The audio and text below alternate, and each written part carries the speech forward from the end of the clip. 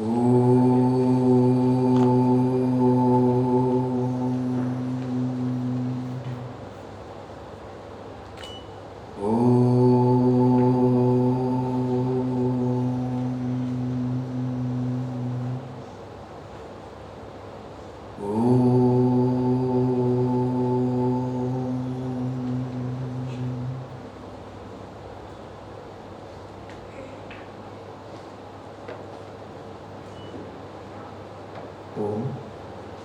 श्री कृष्ण परमात्मने नमः। आप सभी को हृदय से अभिवादन करता हूँ, प्रणाम करता हूँ। और आज ये जो अवसर हम सभी को प्राप्त हुआ है, श्रीमद् भगवद गीता के जो वचनामृत है, उस वचनामृत को हम सुनेंगे, उसके बारे में जानेंगे और भगवान श्री कृष्ण के प्रति, हमारे परंपरा के प्रति, अध्यात्म के प्रति, योग के प्रति, हमारी संस्कृति और भाषा के प्रति, ये सबसे बड़ा एक ट्रिब्यूट है। श्री कृष्ण स्वयं कहते हैं, गीता में हृदयम। भगवान ने खुद कहा है और खुद के वचन के संबंध में वो कहते हैं कि जो कुछ मैंने कहा वो मेरा हृदय है, और इसको जो पाठ करता है, श्रवण करता है, मनन करता है, अपने जीवन में उतारता है, वो भी मुझे प्रिय है।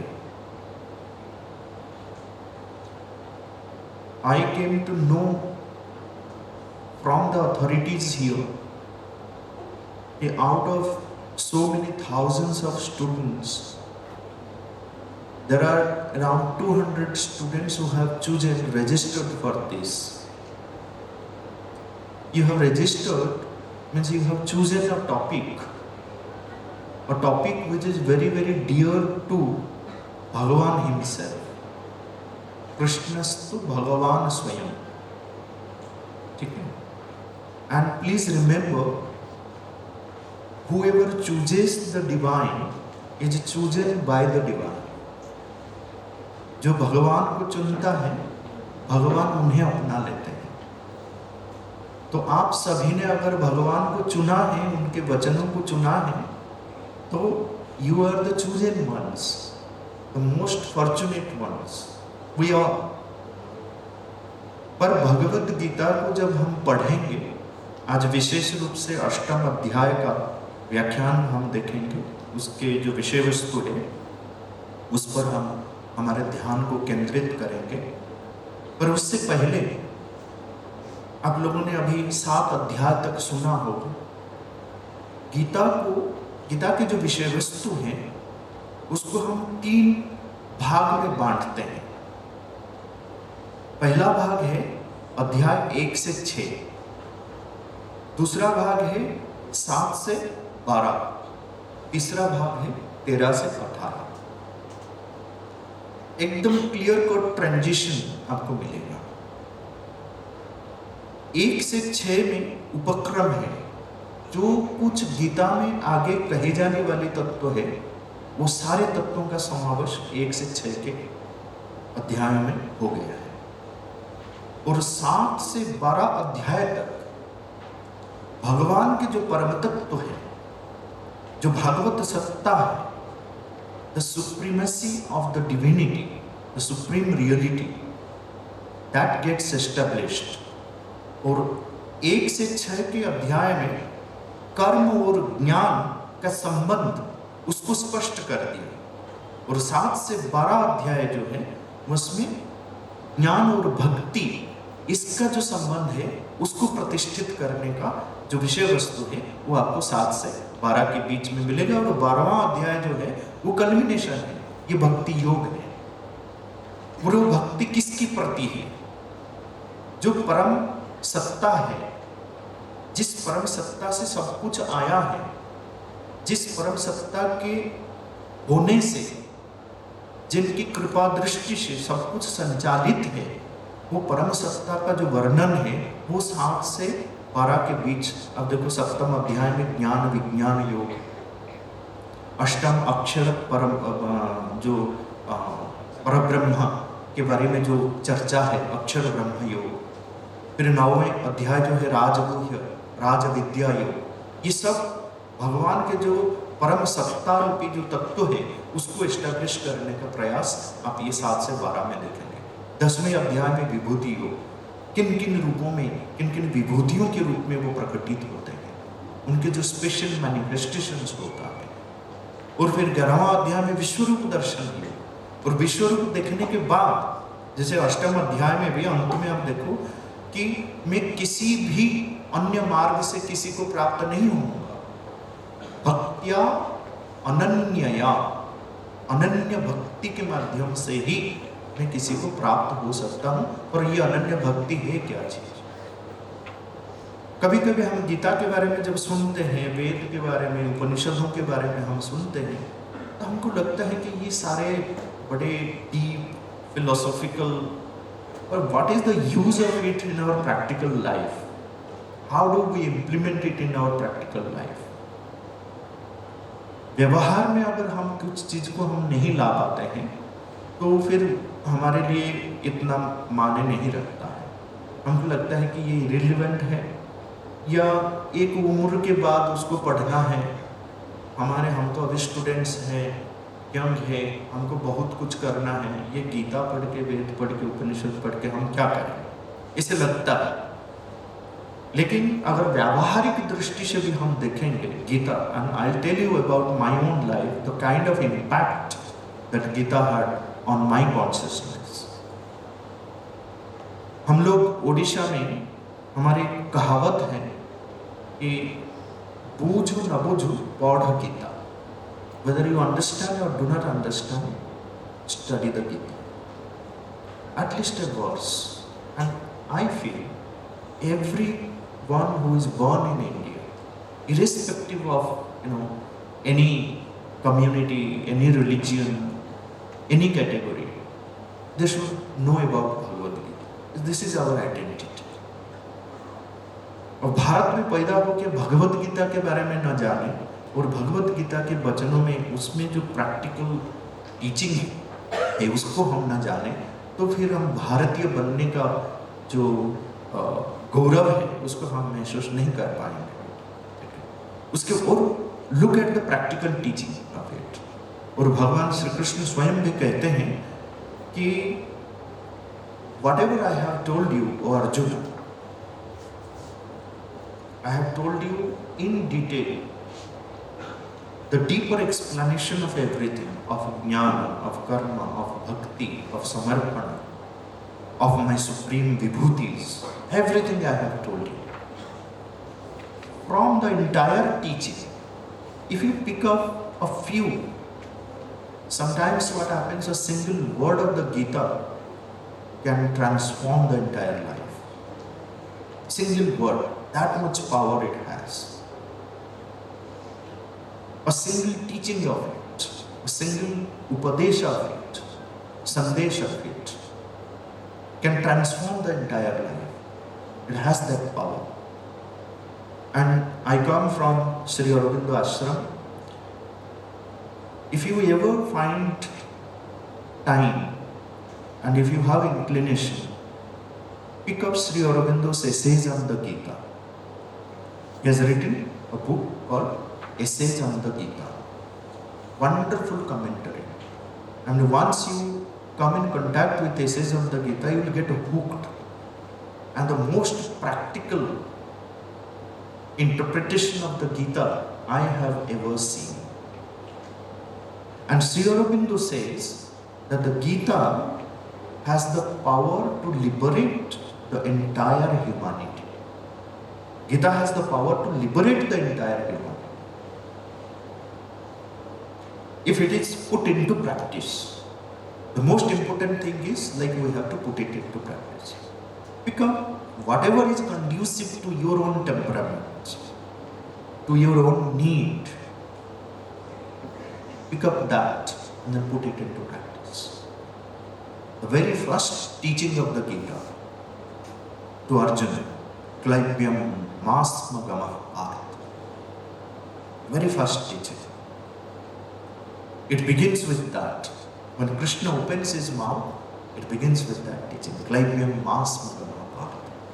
Never fall into any state of impotence, weakness. Chudram Hrudaya Daurbalyam Yaktu Tishta Parantapa. The entire crisis of the humanity, every one of us, all the different challenges that we face in life, all the crisis that happens at any level, physical level, at emotional, sensational level, at the psychological, mental level, at the spiritual level, religious level, any level, the entire crisis of the humanity is rooted, like Gita says, rooted in one dosha. That dosha is mentioned in chapter 2. Arjuna becomes aware of it when Krishna is telling him, arousing him by strongly worded upadesh, like Vyammasmagama. Kudastvatashmalamidam vishamisham upasthitam anamrya jushtam aswargam akirtikaram Arjuna. Klaibyam masmagama parthanaitat vayupapadyate chudram hrudaya daurbalyam tyaktu tishta parantapa. These two verses were enough to arouse Arjuna. They have that power. उठो युद्ध करो, ये क्या है? तुम तो वीर हो, योद्धा हो, क्षत्रिय हो, और कहां ये इसमें क्लीवता में फंसे हुए हो? त्याग दो ऐसे हृदय दुर्बलता, और वही है. The message is that as long as we carry any kind of weakness in our heart, in our consciousness, we can never realize our own potential. We can never realize ourselves. Nayam atma balahinena labhya. One can never realize one's own self, one's own potential, if one is balahin, if one is weak. And how do we know which one is our weakness or not? By becoming aware of ourselves. In general, in our ordinary life, we live a life of robot, like a robotic life, very mechanical way of thinking, mechanical way of living, all our, habitual thoughts, emotions, and then just imagine how do we follow the train of these mechanical thoughts and emotions. How do we behave in life in a very mechanical way? This is where the relevance of the Shastras, they make us aware of ourselves, our own shortcomings, our own weaknesses. And then we need to work upon that. And once we have worked upon our weaknesses, then you see the growth, expansion of the consciousness. And for that, a deeper understanding of everything we have to have. Deeper understanding of our life, every aspect of life, every aspect of our consciousness, every aspect of all that lies outside. पूरे धरती में, पूरे विश्व में जो कुछ है, उसके तत्व को, उसके साइंस को जानना है. That's why we have to have the knowledge. And Gita is leading towards this relationship between Pinda and Brahmanda, the individual and the cosmos. We need to understand the cosmology. We need to understand the individual self, the consciousness, various parts of it, how it is linked with all that lies outside. It is the same principle by which the universe is created. It is the same principle by which we all are created. Every object, every animal, every insect, every human being, anything that has manifested here follows the same principle. We need to understand that. So we see that in chapter 7, which you must have done it yesterday. So there you find the Jnana Vijnana synthesis of essential knowledge and comprehensive knowledge.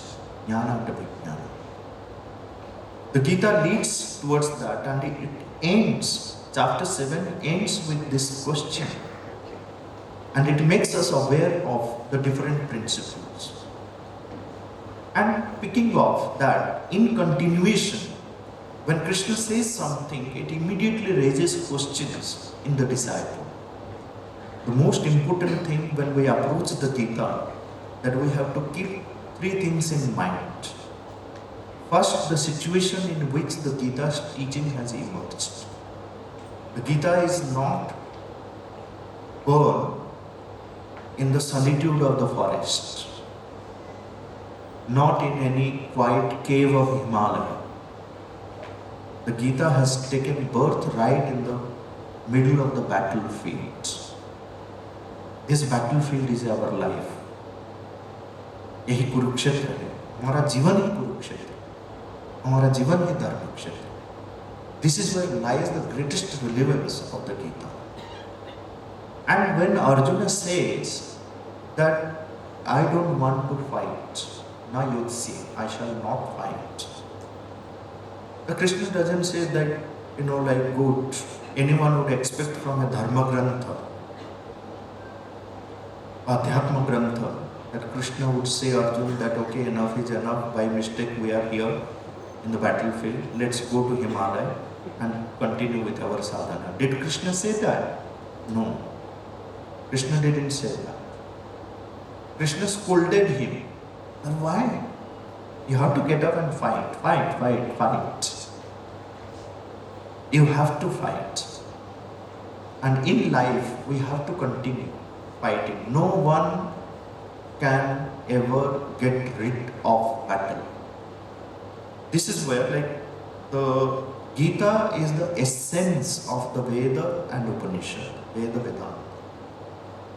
That's why at the end of every chapter you see Srimad Bhagavad Gita, Upanishads. And here you can see in chapter 8, direct mantras of Upanishads in the same Upanishadic force, with the same Upanishadic force, intensity. The description of the Akshara Brahma, the imperishable Brahma. What is this imperishable? Towards that, Krishna is making Arjuna aware and then saying that holding that supreme consciousness in your consciousness, that supreme reality, that Parabrahma, that imperishable, invincible, indestructible, unthinkable, indescribable. These are the epithets which are used for Anirvachaniya, Achintya, Akathaniya. No one can describe. It is beyond words, beyond everything. It is the Parat Para, beyond the beyond. So one has to contemplate on that, because that indeed is the source. There is nothing in this universe where that presence is not there. Ishavasyam idam sarvam. Everything, the God has created this, and whatever He has created, He has made a little home for Himself to live in that. That is Ishavasyam idam sarvam.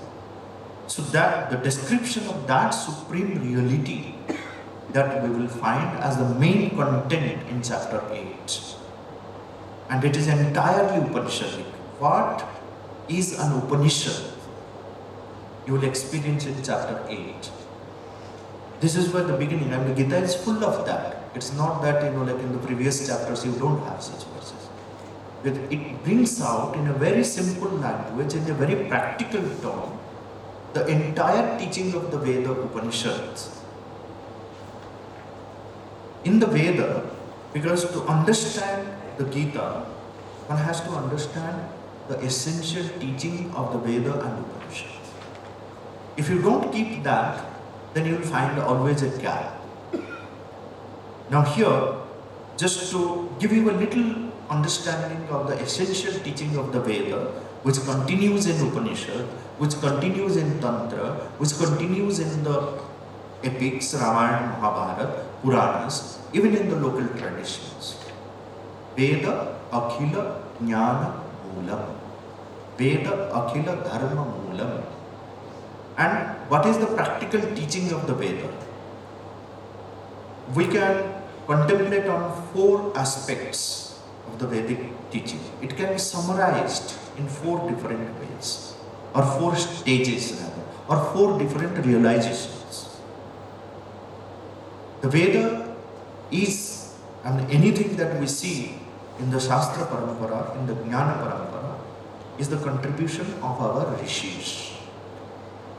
ये सारा ऋषियों का then है, ये ऋषियों का देश है, ऋषियों की मिट्टी है। जो परंपरा है हमारे ज्ञान का, ये परंपरा ऋषियों का ही देन है। और इतना स्ट्रॉन्ग फाउंडेशन बनाया है हमारे ऋषियों ने कि जब पूरे देश, पूरे विश्व में, पूरे धरती पे 45 से ज्यादा सिविलाइजेशंस, 46-47 सिविलाइजेशंस का रिकॉर्ड हमें मिलता है, नाम मिलता है, पर एक भी सभ्यता आज जीवित नहीं है सिवाय भारतीय सभ्यता। It has an uninterrupted continuity. Forward. What is the reason? Because of the foundation, because of the Sanskriti, because of the Adhyatma. वो संस्कृति जहां नहीं है, सभ्यता वहां टिक नहीं पाती। किसी के पास वो संस्कृति नहीं था, इसीलिए सभ्यता खो गई, कंप्लीट गॉन इनटू ओब्लिवियन, खाली नाम मात्र शेष है। पर ये एक जीवित परंपरा है सभ्यता, यही संस्कृति। और ये जो संस्कृति का जो फाउंडेशन है, जो फाउंडेशनल रियलाइजेशन है, जो वेद में है, वो क्या है? The first realization of the rishis is that जिस धरती में हम रह रहे हैं, जिस जीवन को हम जी रहे हैं, जिस प्रकाश से हम सब कुछ प्रकाशित होता है, जिसको हम सत्य मानते हैं, जिसको हम संसार मानते हैं, इससे बढ़कर कुछ है। यही सब कुछ नहीं है, एक बड़ा जगत है। ये प्रकाश से भी अधिक एक प्रकाश है, एक शैडोलेस लाइट है, जहां पे छाया नहीं है, अंधकार नहीं है, अंधकार की संभावना नहीं है। इस जो द्वंद्वात्मक जगत है, उससे बढ़कर एक जगत है जहां पे यूनिटी ऑफ कॉन्शियसनेस प्रिवेल्स, जहां पे एकत्व, समत्व यही राज करता है। ये है सबका सबसे पहला रियलाइजेशन कि हम जो कुछ भी है, जहां भी है, जो कुछ भी हम करते हैं, उससे बढ़कर कुछ है, यही कुछ, यही सब कुछ नहीं। और ये हम सबको भी लगता है, कभी ना कभी, कहीं ना कहीं हमको लगता है कि हाँ कुछ तो होगा, हमसे बढ़कर कुछ तो है, इस दुनिया से बढ़कर कुछ तो है। ये फर्स्ट रियलाइजेशन। जब ये रियलाइजेशन हुआ, फिर दूसरा रियलाइजेशन है कि अगर इस जगत से बढ़कर कुछ एक विराट जगत है, इस प्रकाश से बढ़कर कोई और विशाल प्रकाश है, और जो सुख को हम यहाँ अनुभव करते हैं, इस सुख से बढ़कर अगर कोई विराट सुख है, शाश्वत सुख है, क्योंकि जिस सुख को हम यहाँ अनुभव करते हैं, वह सुख जो है वो आता है जाता है। आज सुख है तो कल दुख है, ये अनित्य है। जो इस अध्याय में कहा गया है, जो गीता में, दुखालयम अशाश्वतम, ये दुखों का आलय है, दुखों का निवास था, अशाश्वत है। जिस सुख को हम उपभोग करते हैं वह अशाश्वत है, इट्स नॉट परमानेंट। पर रियलाइजेशन क्या है कि एक परमानेंट, एक शाश्वत सुख है, एक शाश्वत शांति है। तेषाम सुखम शाश्वतम, तेषाम शांति शाश्वती। जिसको रियलाइज किया था किसने? जगदीश चंद्र बोस ने जब प्रमाणित किया, the plant also have consciousness when scientifically he proved. Remember this two verses. यही हमको, वो जो तत्व है, वह तत्व को हम एक बार पकड़ लेते हैं तो उसी से शाश्वत सुख और शाश्वत शांति मिलेगा। तो अगर कुछ बढ़कर है तो दूसरा रियलाइजेशन है कि उसको पाना है। We must get it, and it is knowable, it is discoverable. We must find the way to attain to it. That's what the rishis did. They found out the path. That is why every rishi is called Patha Pradarshaka. That's why we pay our tribute to the rishis by saying Idam Nama Rishibhya Urvajebhya Urvebhya Pathikrutbhya. They have shown us the path. They have created the path for us. That's why every one of us, we have a rishi runa to pay back. We owe something to pay back to our rishi. How is the rishi runa paid back? By coming in contact with such kind of shastras, with the Vedas, with the Upanishads, by living the truth which is expressed in these shastras. Whatever the rishis have given to us, by understanding that and putting it into practice in our life, that we can live that truth. So दूसरा realization जो ऋषियों का है कि हमको उस परम तत्व को, परम जगत को, परम प्रकाश को, परम सत्य को पाना है. We have to find the way. And what is the way? There is no fixed way. This is the beauty of Sanatana Dharma, that it does not bind anyone to a particular path. That you have to register yourself to a particular institute, you have to read one book, you have to have your entire focus on one deity, and then everything will be done. No. Here you have multiple deities, multiple godheads, multiple paths. Why? Because here we say that no one else, Upanishad says in a very clear language, that, oh man, you have to find the divinity for yourself. No one else can find for you. No one else can find for you. Swayameva. Vaji Swameva. Twameva. Swayameva. That you have to find it for yourself. Because each one of us, we are unique. Each one's temperament is different. Our swabhava and swadharma aage chalkar, like some of the speakers who will be dealing with chapter 18, 16, 17, 18, where Gita makes it clear about the swabhava and swadharma. Krishna says ultimately that every karma of ours have to be regulated by our own swabhava, our innate nature. Swabhava niyatam karma. And when we follow the swabhava niyata karma, when our karma, anything that we do, we study, we eat, we sleep, we sit, whatever we do, when it becomes the swabhava niyata, when it is regulated by our inner nature, innate nature, when it is connected with the divinity which is living within us, then there is transformation. It's different. So we have to find out the path. This was the second realization. And another thing is, what makes our Shastras practical. Now we talk about the Vedas, Upanishads, Gita, Darshanas, everything about Parabrahma, about Adhyatma, about Supermind, about all big funda things. At the same time, we have to remember that most of the times we talk beautiful things, but we do not know the simple way of living in a rightful manner. We don't know how to sit properly, how to speak properly, how to sleep properly, how to eat properly, how to converse, communicate properly, how to live in this world properly.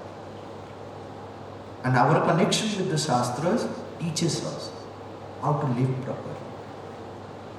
Just imagine how many unnecessary movements we do in our life, in our day-to-day life. How many unnecessary thoughts, how many unnecessary words we speak.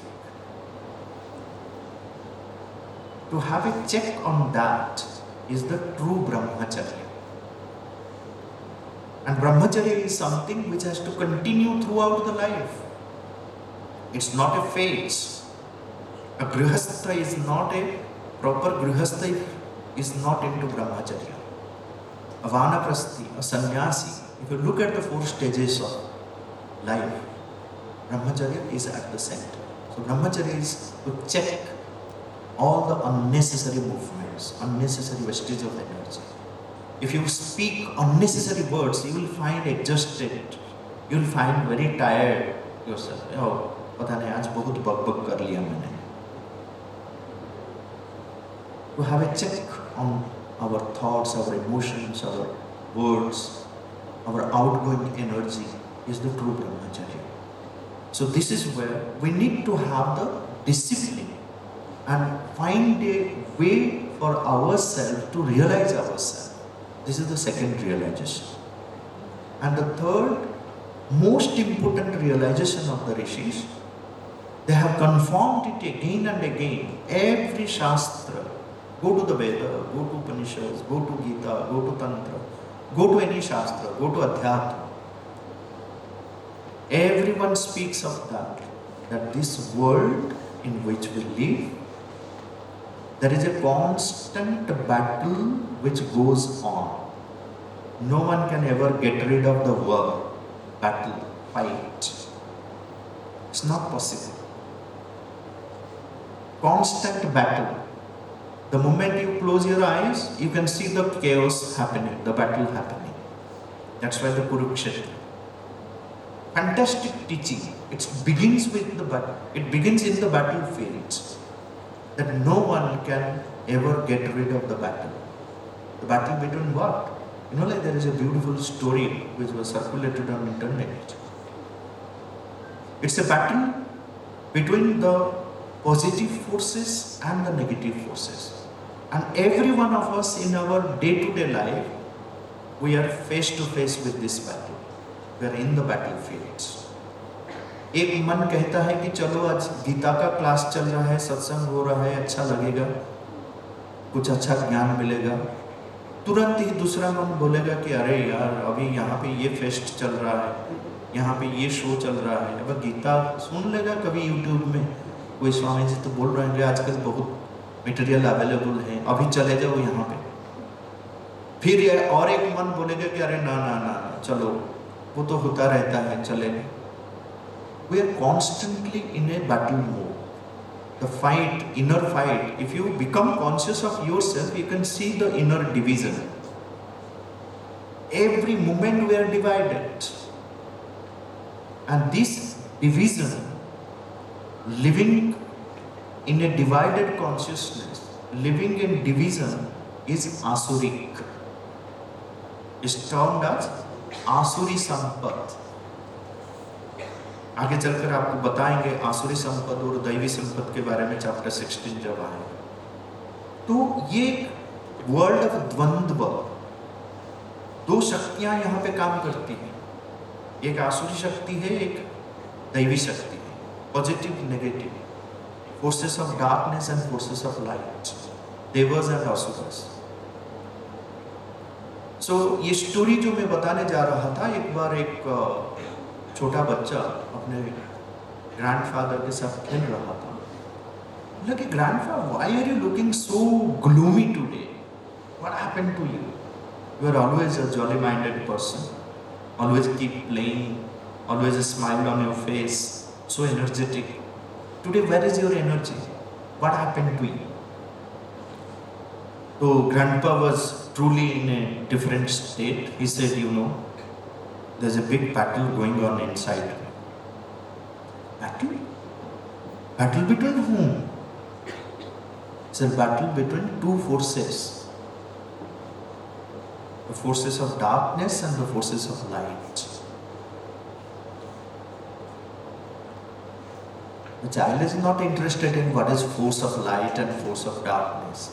He said, Baba, tell me, whose is the victory? The child is interested in like which team is going to win today, India or the other team. So he said, whose is the victory, grandpa? And look at the answer that grandpa gave. What he said? He said, for me, the victory is of that force, the force to which I give myself. If I give myself to the negative forces will take over me. And then, for me, the victory is of the negative forces. I become completely possessed by the negative forces and life will ruin. And if I give myself to the positive forces, the victories of the positive forces to me, then life becomes beautiful. The Upanishad, and this is where you will find here the two beautiful description of the time, the Shukla and Krishna. You read those verses of chapter 8. I am not going to tell you verse by verse interpretation that you can keep exploring, but this is the essence of the teaching, that two forces are always at work, the Pandavas and Kauravas, the Devas and Asuras. How do we differentiate? That's why the Veda says there is a constant battle going on inside, everywhere. And then, what is our role in life? What is the purpose? Again, the beauty of the Shastra is that it makes us aware of the very purpose of our life.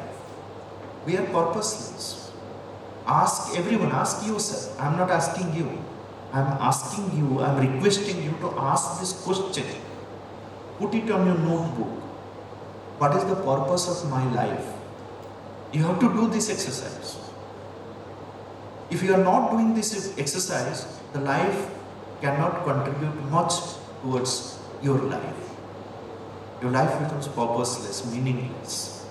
If you want to make your jivan sarthak, purposeful, meaningful, ask this question. What is the purpose of my life? Most of the times we feel that, okay, becoming a doctor or a scientist or going to USA or doing something or being a politician or something maybe is the purpose. No. Don't make that as the purpose. Purpose is something different. These are the means, the beautiful opportunities to fulfill the purpose, the real purpose of life. Be a good doctor. No one says that you should do it. Be a good scientist. So there are millions of doctors. But suddenly you will find one particular doctor, he makes name everywhere because he is different. He treats differently, he talks differently. What is that unique? Because he is clear about the purpose. He is being a doctor as an opportunity to fulfill the real goal of life. What is that real goal of life? This is where the Shastras makes us clear. The real purpose of life is to realize the unity of consciousness. Why? Because we are all divided. The life is so divided. And this division, all those who live in this division are the children of Diti, are Daityas. Diti means a divided consciousness. The Devatas, the gods, are known as Adityas or children of Aditi. Aditi means undivided consciousness, where the unity prevails. So here, the third realization says that there is a constant battle between the Devas and Asuras, between the darkness and the light, between the positive and negative forces. So what is the purpose? The purpose is to have victory over the negative forces and establish divinity in life. Divya जीवन को चरितार्थ करना हमारे जीवन का चरम लक्ष्य है. जीवन में अगर दिव्यता नहीं है, सुंदरता नहीं है, परफेक्शन नहीं है, और इसी को हम डिवाइन कहते हैं. I remember one anecdote. The mother of Sri Aurobindo Ashram once selected someone, one of the sadhaks, to go to Russia and then speak about spirituality. And he got a little scared. He said, "Mother, why did you choose me to go to Russia and speak about spirituality in that communist country? Those who do not believe in God, how can I speak of spirituality there?" The mother said, "But who told you to speak about God there? Who told you to speak about, what do you mean spirituality is all about God?" The mother said, "Look, go very quietly, you ask them, do you believe in progress? Ask them, do you believe in beauty? Ask them, do you believe in perfection? Ask them, do you believe in harmony? Do you believe in peace? Do you believe in happiness? If they say yes, then tell them all this together we call divine. Is it not beautiful? Divine is all about perfection, all about beauty, all about peace, all about harmony. Wherever there is division, there is no divine. Wherever there is ugliness, there is no divine. Ugliness is also a creation of divine, the supreme divine. But the divine doesn't expect to remain in ugliness, to transcend ugliness and then establish beauty. That is the work for which the divine has given birth to human being. So then the consciousness can be perfected. The human evolutionary consciousness can be perfected. That is the real task. So to gain victory over all the negative forces, ugliness, imperfection, impurity, disharmony, division, if we are not gaining victory over these, then there is no use of living here. The life will go on. We will take birth, live, die, again, avartante. Okay. This is what you will find in chapter 8, that how this mechanical cycle of birth and death continues. All those who have fallen into the trap of these negative forces, all those who have not given themselves to the supreme reality, have not made any effort toward transcending this. How? Then you see that how you can link the Vedic teaching with the teachings that you find here. First, it says the victory has to be there. The victory over. How? By constantly, the Rishis say, the teaching of the Veda, the victory over the negative forces or the asuras can take place by constantly making the divine your companion. Tasmat sarveshu kaleshu mam anusmara yudhyaja. Krishna says that you have to fight. There is no way that you can escape. Prakritisvam niyokchati. If you escape also, you will be forced to fight. You can't escape. Prakritisvam niyokchati. This is the law of the nature. No one can escape battle. Try it out, you will fail. Prakritisvam niyokchati. Because this is the law of the nature. There is division, means there is battle. One has to fight. So don't try to escape. No excuse. You have to fight. And how many times Krishna has told Arjuna in the Gita, Yudhyasva, Yudhyasva, Yudhyasva. Have to fight. But remember, while fighting, you have to become free from all hatredness. Vita, Raga, Bhaya, Krodha. Yudhyasva, Vigata Jvara.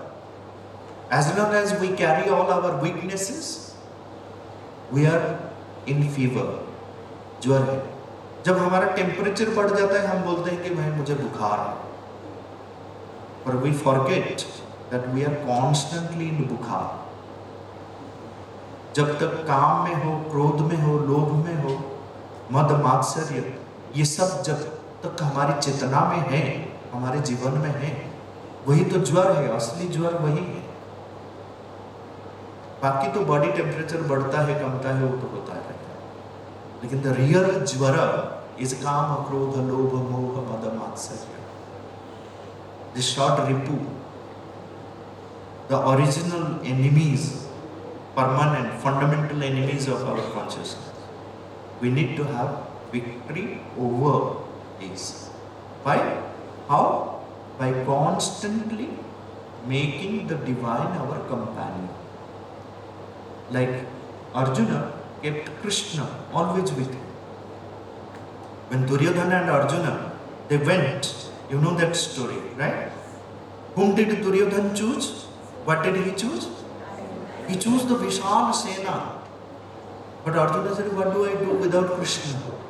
For me, Krishna matters. When in life that decision becomes the permanent decision that whatever happens in life, divine is my friend. I will not leave divine even for a moment.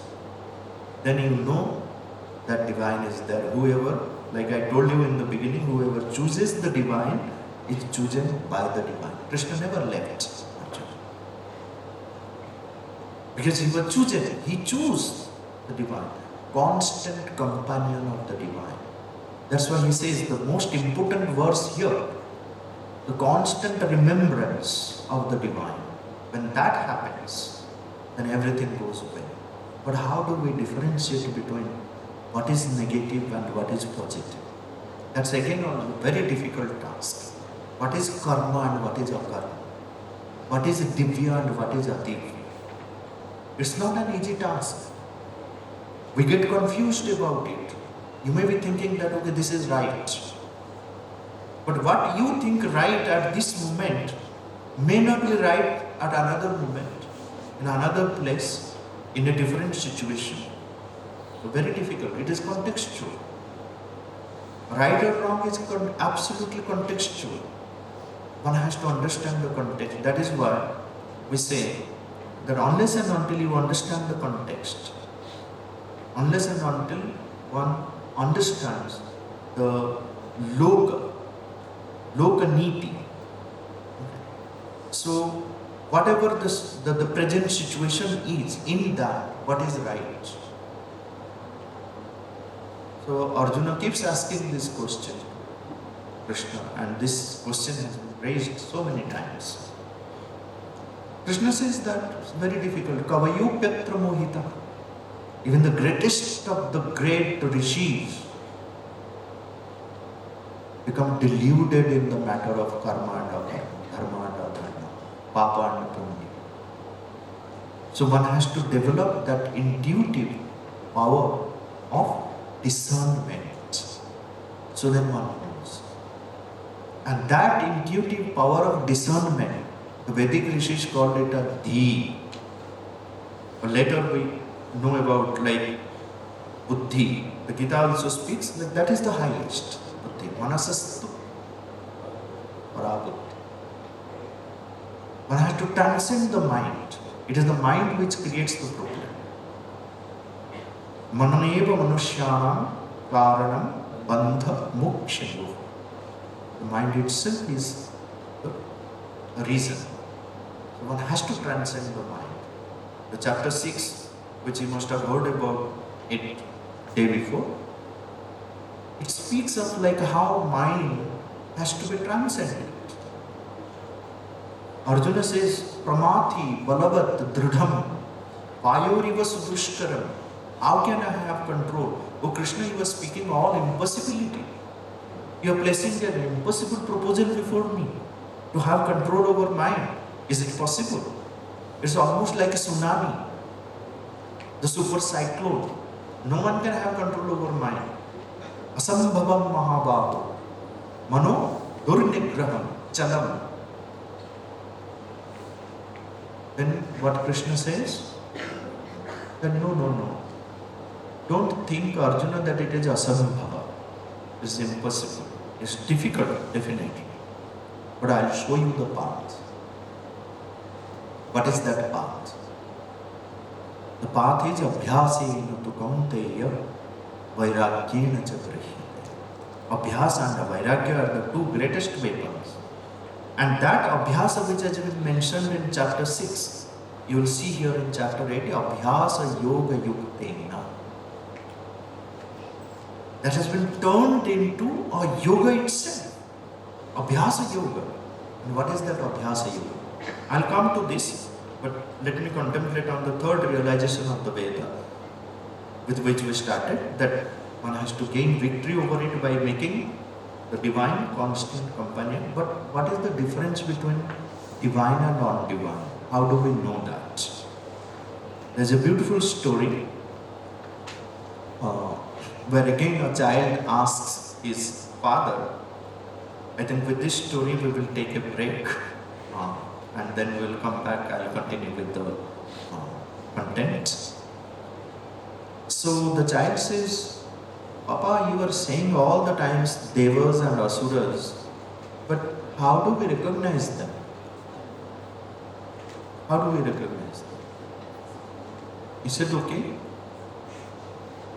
let's do something like this. Has anyone told you this story? So this is a story in the tradition which says, the father said, let's invite the gods one day. We will have a grand feast, and the next day we will invite the asuras, or let's invite the asuras first and then gods. You choose. So the child was more interested to know about the asuras. Devas, he can still figure it out. But he said, with asuras we will have more fun.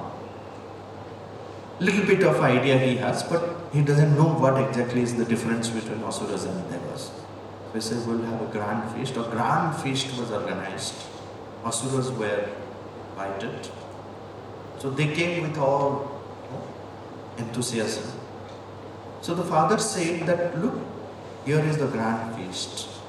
But there is a condition that you have to. He had prepared very long spoons, wooden spoons, very long. He said, you have to use this spoon only, eating. But you can't bend the spoon. Without bending the spoon, you have to eat. The asuras tried in different ways and then got irritated, couldn't find, and then they started fighting, throwing all the foods and everything, scolding, and then went back. They couldn't. He said, looked what the asuras did. The child also asked, but Papa, you put a very difficult condition before them. Na? How can someone eat without bending the hand? Why did you put this condition? Do you think the devas will be able to do that? He said, let's see. The next day, the same grand feast was organized. The devas were called, the same condition. So what the devas did, they sat in 2 rows, put the food in between. They started feeding each other. Is it not a beautiful story to understand who are the devas and who are the asuras? This is the difference in attitude. The Daivik attitude and the Asuric attitude. We need to, so what does this story say? That at every moment, why there is a stress in this chapter is Sarveshu Kaleshu.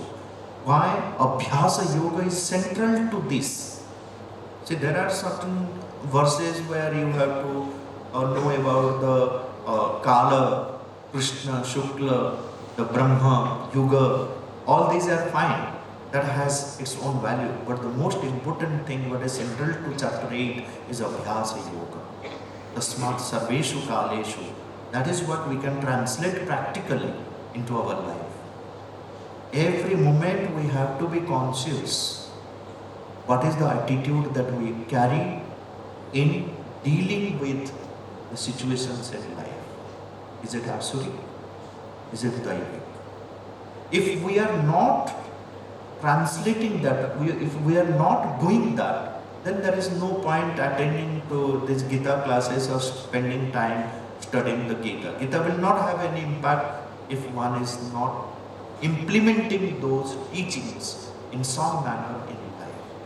That's why Krishna says, even a little bit of it, O Arjuna, you practice, you will be saved by the greatest of the great dangers. Swalpam apyasya dharmasya trayate mahato. Swalpam apyasya. Krishna doesn't demand big things. He says swalpam apyasya. थोड़ा सा कर. बच्चे को जैसे आप बोलते हैं ना, थोड़ा खा लो, थोड़ा खा लो. कृष्ण बताते हैं कि थोड़ा सा कर लो. मैं जो बताता हूँ ना, थोड़ा सा कर लो. ये थोड़ा सा कर लो, बस जीवन बन जाए. स्वल्पम अप्यस्य धर्मस्य त्रायते Mahato. I think with this we will take a break and then come back after 10 minutes for the. So before we take the break, let's sit in silence for 1 minute.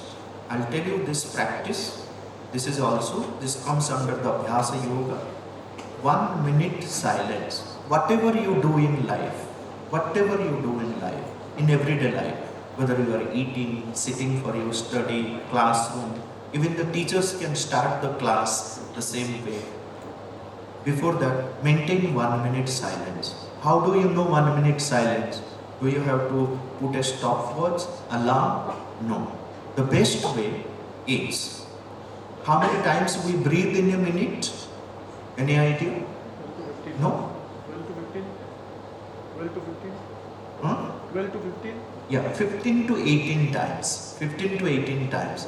So that shows that you all are not conscious whether you are breathing or not. Isn't it? So most of the time, it's true about many of us. We are not conscious of what's happening in us. I have checked it. You can also check. Ask someone, hey, are you breathing? They will check. Yeah, I'm breathing. What's wrong with you? It's not wrong with the person who is asking. But we are not aware of whether we are breathing or not. Whether the heartbeat is going on or not. Whether the pulse is going on or not. Right? So, while doing this 1 minute silence, just become aware of your breath. Count your breath. Breathing in and breathing out for 15 to 18 times. That makes 1 minute. Very interestingly, I was doing it with a whole lot of executive people, this practice, and I asked this question like, what happened? What is your experience in this 1 minute? There was one person who made a very interesting answer. He said, for the first time in my life, I came to know how long is 1 minute. We spend hours and hours together gossiping. We don't know how time passes. But maintaining silence for 1 minute is still very difficult. Let's try it out.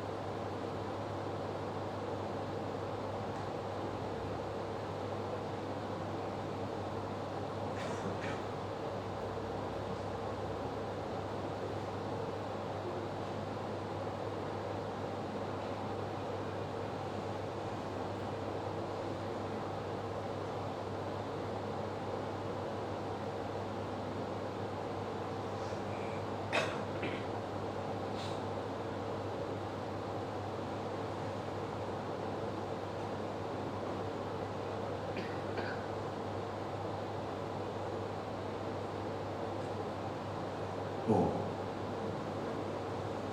Okay, so we were discussing about the third realization where one has to have victory over the negative forces, and the way to have the victory is by having constant companion of the divine, which is satat smarana shilata, constant remembrance of the divine. That's what Krishna says to Arjuna, that tasmat sarveshu kaleshu ma anusmara yudhyaja. Be in the battlefield, don't escape, and while fighting, there should not be a single moment when you have forgotten. This is what is referred to as the abhyasa yoga. When Krishna says that abhyasena tu kaunteya, what is that abhyasa? Abhyasa is not something that you do it 1 hour in the morning and 1 hour in the evening and the whole day you forget about it. Okay? Abhyasa is not something weekly 5 days or daily 2 hours. No. There's a beautiful story or image what is given by Ramakrishna Paramahansa to understand Abhyasa. And it's extremely important that we understand what is Abhyasa and then put it into practice. Abhyasa is also not a constant practice of something. It is more than doing constantly something. It is more than that. It is an attitude. It is that awareness, constant awareness about what one is, what one is doing, what one has to do. Someone asked the mother of Sri Aurobindo Ashram that many people say that when you look at a shooting star and then whatever you wish, it becomes fulfilled. Is it true? The mother said, yes, it is true. But how many people on the earth are there who can wish or formulate a prayer or wish during that short span? By the time you think, it's done. It happens in a fraction of a second. And who can formulate the prayer? The person who is in Abhyasa Yoga, who has kept always in front the very purpose of life. That is constant remembrance of the divine. To that minutest level, we have to do that. If we can take just this one word, one teaching from chapter 8, Satat Smarana Shilata, then the life will transform. We don't need to understand the big funda about it. Much things can be said about what is Adhyatma. Arjuna asks him, because he is a confusing child.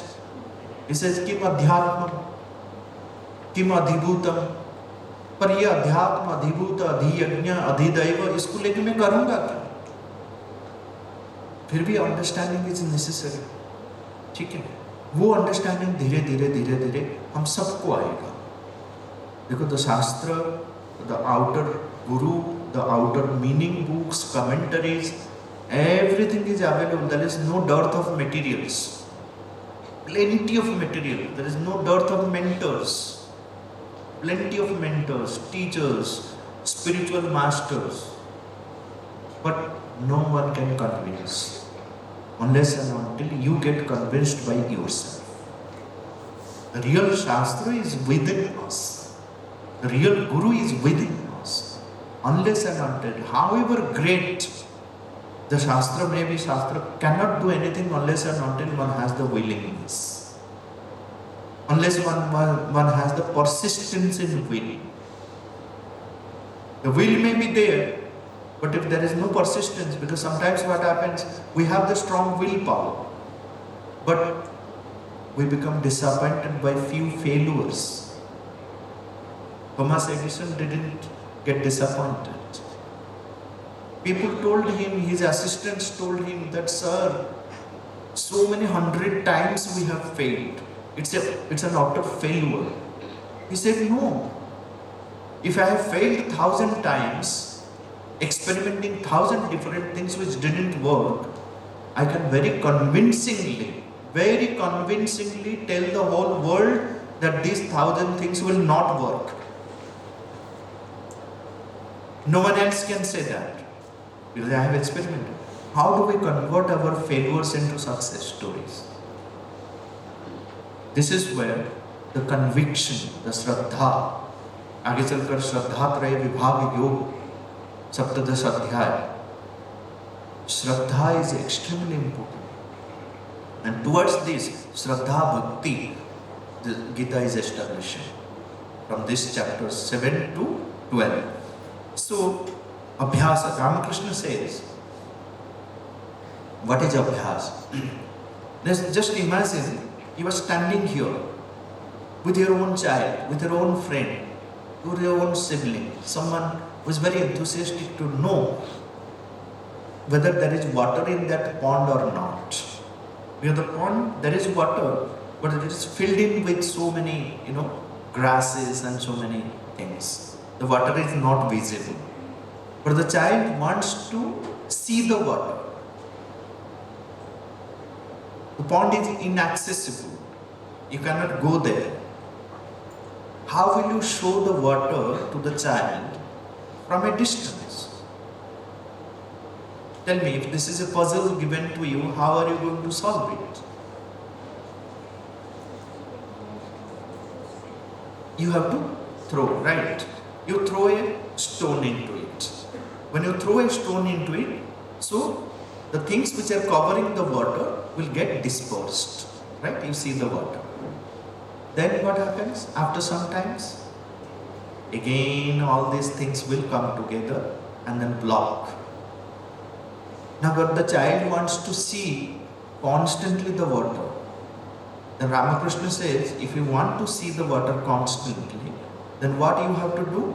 Keep throwing. Keep throwing. The nature of mind is that. Nature of consciousness is that. The moment you give an opportunity those to stop, again things will gather. We will not see the reality. There will be no clarity, no transparency. We will be obscured. Our buddhi will be obscured. Our entire consciousness will be obscured. And an obscured consciousness cannot see the reality. And if you cannot see the reality, then you cannot realize the reality. And that supreme reality is present everywhere. This is again is the main content of this, which gets established as Akshara Brahma. Akshara Brahma means imperishable.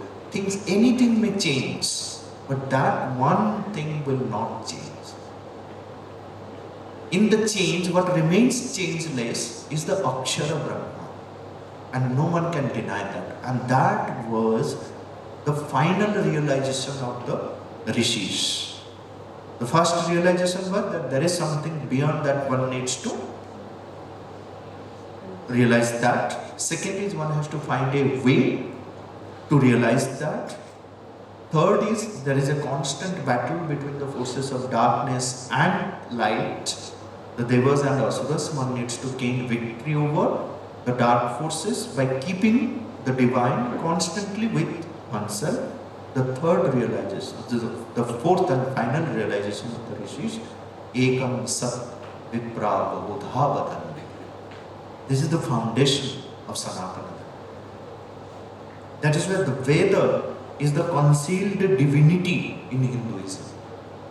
Without studying the Veda, the teaching of the Veda is there in the Upanishad, Puranas, Ramayana, Mahabharata, Gita, everything.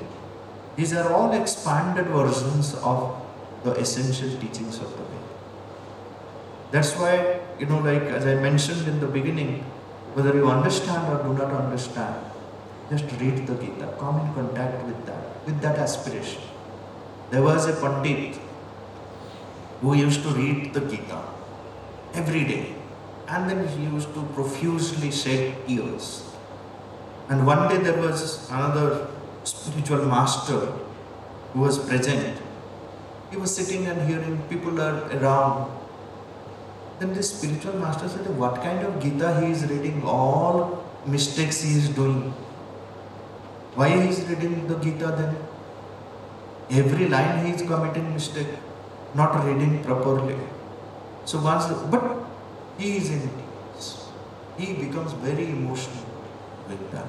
And people also gather around him, but he does all mistakes. So the spiritual master, after his session was over, so he asked this Pandit that you are reading the Gita, it's all fine, but all that you are reading are wrong, mistake things. What are you reading? He said, I may be excused for this. I don't know what I am reading. But the moment I open the Gita, I see Krishna and Arjuna so vividly, and I have tears in my eyes, and then I don't see what characters and what all this. That's the beauty, that's the attitude that one has. That's real bhakti. That's what it says, bhaktya pananyaya. There's no vedena, no tapasa, no yajni. Nothing can lead us or bring us in touch with that Akshara Brahma, that permanent, that imperishable, that indestructible Brahman. Satat Smaranshilata, by constantly remembering and referring. One may say that what is this constant remembrance? How do we do that?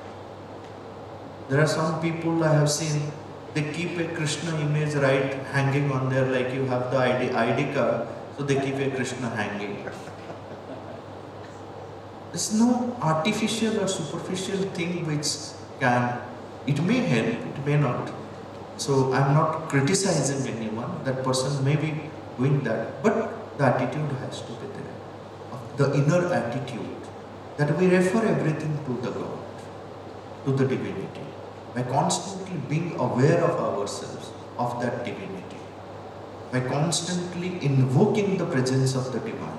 That's the only solution. All those who keep God in their heart, they're safe. And the mind is the greatest problem. That is why, again, in chapter 8, you will find another phrase. So I'm just picking up the most important phrases and then focusing on that, so then we can translate it. It is said in that context that when someone is departing from the body or dying, what should be the attitude at that moment? Prayana kale, so at the time of death, at the time of departure, what should be our attitude? So Krishna says that if you are in that abhyasa yoga, you have the constant remembrance of the divine. Why it is emphasized? Because every moment, the unforeseen, the unknown is before us. We don't know in the next step what's going to happen. It's not predictable. No one knows what's going to happen next. So it is that constant remembrance of the divine. Like if suppose if I have to die also next moment, and then I have in my memory, I am in contact with the divine. So the forward journey of my soul will be decided based upon what attitude I had in my mind. There's a beautiful doha again, which says, Janam janam muni jatanu karahe. Janam janam muni jatanu karahe. Antaram kahi avat nahi. One makes all kinds of efforts, but at the time of death, the last opportunity to remember, the very word Rama doesn't come. Why? Because the rest of the life, the person is saying Ram, Ram, Ram, Ram, Ram, Ram, Ram. But Anta Ram kahi avatana. When it happens, because there is no constant remembrance or connection, the mouth is speaking mechanically, Ram, Ram, Ram, Ram. But there is no deeper connection. So if you are in touch with the divine all the times, you don't need to speak. You are there in contact. Establish that contact. That is Abhyasa Yoga. That alone can save. That's why it says, get rid of your mind. Krishna is constantly telling Arjuna, get rid of your mind. And then finally it says, unless and until we shut the mind within the heart, which is the source of the mind, no solution. Mano hrudi niruddhyacha. Mano hrudi niruddhyacha. Shutting the mind in the heart. Let the heart speak. Rest of the things will be just that remembrance. Though remembrance is the work of the mind, but Gita reminds us that it should not be a mental remembrance. It should be hearts seeking for the divine. That is real bhakti. A heart's seeking, not a mind's remembrance. Then the Abhyasa Yoga is happening. Mano hrudi niruddhyacha. Atma sanstham manah kritva na kinchidapi chintayat. The mind has to be fixed in the self. Otherwise the mind's nature is to run away. So Krishna says again, the Abhyasa Yoga, he is giving reference to it in chapter 6. When he says, Arjuna, be aware to that level that whenever your mind runs away from you, flees from you. So remember that the Veda says the speed of the mind is far greater than the speed of light. So far we have learned in science book that the speed of light is the highest speed. No. Speed of mind. That's why Manas is described as Jyotisham Jyoti. Duram gamam Jyotisham Jyotirekam Tanme Manah Shiva Sankalpamast. Jyotisham Jyoti is the light of the lights. Within a fraction of a second, the mind goes, makes a world tour from America to Australia to Africa to Southeast, and then comes and then sits quietly, no one will know. Happens or not? Happens. Happens. So he says, Krishna says to Arjuna, Yato nischarati manaschanchalamasthira. Your asthira mana, your unsteady mind, जहां जहां जाता है, यतो निश्चरते. ध्यान में रखो उसको, कहां जाता है, अभी गया, ले आओ उसको. ततस्ततो नियम्येतत् आत्मन्येवावधारय. Bring it back and then fix it in your heart. Fix it at the center of your being. Do not allow it to go, because its very nature is to flee away. This is abhyasa yoga. This is the practice that we need to put it into our life. Every day, every moment. You see that the moment you close your eyes, don't close your mind is somewhere else. And with that dispersed mind, nothing can be achieved. We need to have that focused, concentrated, contemplated mind. Contemplated on what? Mind can contemplate on anything. Like I can contemplate on my study, I can contemplate on my, whatever I am doing. There can be exclusive concentration on any. But at the same time, that awareness of the divine has to be there. Whatever the focus may be happening with the mind, but the awareness of the divine along with it has to be very, very central to whatever we do in our life. Then only the real work that Krishna demands from us, the real work Krishna demanded from Arjuna, can take place. The real work is to gain victory over the darknesses, victory over the asuras. So, the last realization, Ekam Sat, it leads to, he says that alone, that supreme reality is the only truth, the only reality, the only presence. We have to remember that. But he is not alone. He cannot remain alone. Bahudha vadanti. This Bahudha, again, one may think that this Akshara Parabrahma or Akshara Brahma, this imperishable Brahman, the supreme reality, is to be found somewhere sitting. In some temple, in some tree, in some cave, or somewhere. No. Bahudha vadanti. There is nothing in this world where he is, that Akshara Brahma is. Nothing in this world. That's why it says, Isha vasyam idam sarvam yat kincha jagatyam jagat. Anything that is there, created, manifested here. Here also, like in chapter 8, you will find the description of manifest and non-manifest, avyakta and avyakta. In our life also, like Gita says, avyakta adini, avyakta nidhanani. Before we were born, we were avyakta, unmanifest. After we are gone, also we are unmanifest. We merge into the unmanifest state. Before our birth also, we were in the unmanifest state. Vyakta madhyani bharata. That this is a transition. The life is a transition. It's like a journey where we are again from avyakta to avyakta is our journey. Vyakta madhyani bharata. So somewhere we have appeared.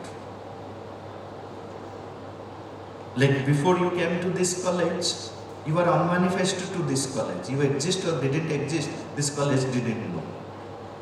Then after you go also, though the alumni association will be there, some contact, but still you do not have your presence here in this college. It's just an interim period. The same way the life, interim, but during this interim period, how do we prepare ourselves? This Bahudha Vadanti is the presence of, indicating the presence of the Akshara Brahma in everything being and happening. We have to remember that. Whatever, even the person who is sitting beside me is only the Mitra, and the person who is criticizing me from behind is the Amitra. No. Because there is also the Akshara Brahma is sitting. But for a practical purpose, we have, it is not that if Arjuna considers, he says that there is a Shatru standing before you, you have to fight and kill. But at the same time, remember, why are you killing? When you kill, you should not have hatredness, separateness, that he is other than you. But there is an element in you also like which needs to be killed. You are, by killing your enemies, physical enemies, you are killing your inner enemies with that. For achieving a greater purpose, not any vested interest. Always the great battle, they are fought to achieve a greater purpose, not for any vested interest. That is the kind of battle which is going on. Towards that, Gita is making us aware of, and then translating this teaching of the Veda, the essential teaching of the Veda, in a very simple language, in a graded manner, so that this human consciousness can understand, Arjuna can understand, that confusing soul can understand. Otherwise, Arjuna said that, look sir, I am very confused. Don't confuse me further. Speak to me in a decisive language. Nishchitam bruhi. Nishchitam bruhi. Because don't confuse me again. Na buddhi vedam janai. Krishna also says that don't even create this division of buddhi. Okay. So this is how you find the central teaching of the Gita. In every chapter, there is something which is central to that chapter. And here, what is central to this chapter is the Akshara Brahma, the supreme reality imperishable, which has to be kept in the center, and then we have to become aware constantly of that presence. By constantly remembering, by constantly invoking that presence, that we have to continue in life with the aspiration of gaining victory over the dark forces, and then keeping that divine as our constant companion. Right? Then this Abhyasa Yoga, Satata Smaranashilata, Akshara Brahma, then it says, then there are certain aspects with which it is beginning, and then saying Prayana Kale. So he says that there are processes, traditional processes also, like by which the yogi is departing from the earth. There is a process by, this is called the art of dying. Death is not something which has to be feared. It's a very good word, sir, art of dying. Yes, art of dying. Yes. This is art of dying. It is, it teaches, the tradition teaches. Krishna is reminding us about what was there in the tradition, like how the yogis die. The death of an ordinary person and death of a yogi is very, very different. A consciously dying about it. Death here, in our tradition, was never considered as something very frightening. It was considered as a mahotsava. Utsava, Mrityu Utsava, Mahotsava. Yoga Vasishta, if you go, death is described as a Mahotsava. It's a great festivity. What a great opportunity for us to change, like you change your, when you change your old vehicle and get a new advanced version of your vehicle, you are happy or don't happy? Apple 15. Huh? Apple 15. Yes. So the same way, someone asked Sri Aurobindo, because Sri Aurobindo and the mother, they were working on the transformation of the body, transformation of every soul, cell in the body.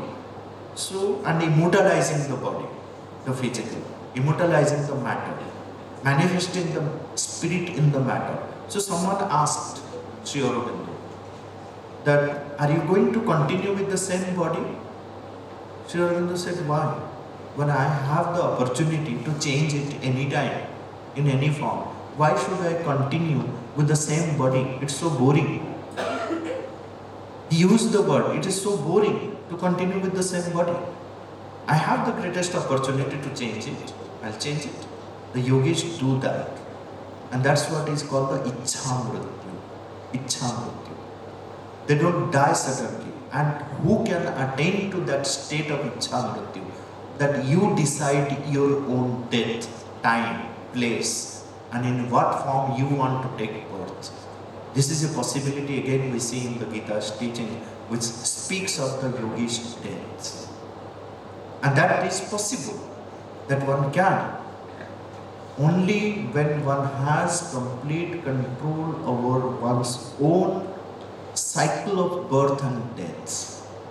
All those who fail to constantly remember the divine and then keep the divine with themselves can never become free from the cycle of birth and death. They fall into the trap of that and then keep dying and then keep taking birth, and it continues.